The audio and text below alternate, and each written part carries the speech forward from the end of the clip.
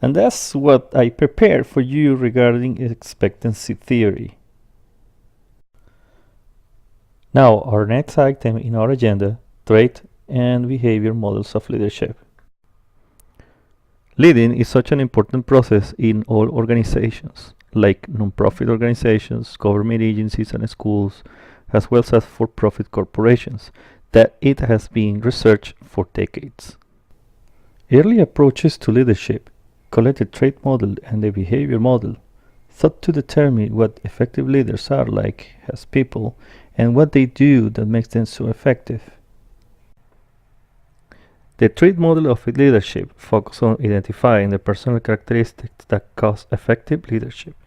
Researchers thought effective leaders must have certain personal qualities that set them apart from ineffective leaders and from people who never become leaders.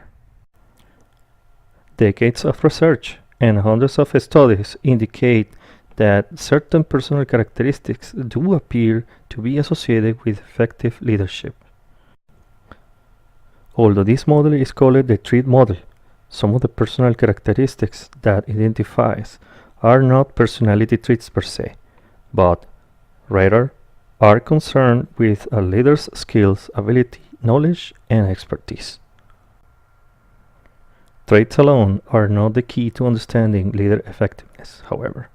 Some effective leaders do not possess all these traits, and some leaders who possess them are not effective in their leadership roles. This lack of consistent relationship between leader traits and leader effectiveness led researchers to shift their attention away from traits and to search for new explanations for effective leadership. Rather than focusing on what the leaders are like, researchers began looking at what effective leaders actually do.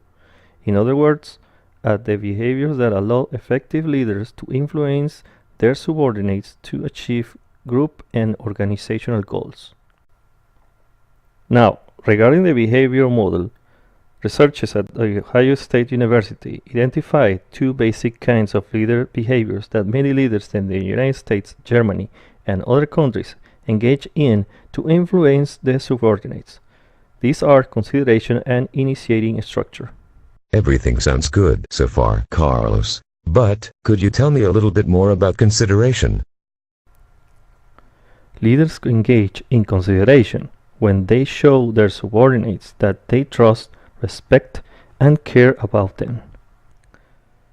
Managers who truly look out for the well-being of their subordinates and do what they can to help subordinates feel good and enjoy their work perform consideration behaviors. Interesting. And what about initiating structure?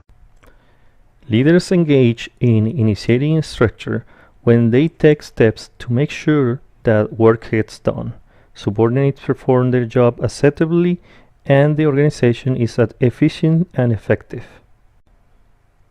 Assigning tasks to individuals or work groups, letting subordinates know that what is expected of them, deciding how work should be done, making schedules, encouraging adherence to rules and regulations, and motivating subordinates to do a good job are all examples of initiating a structure.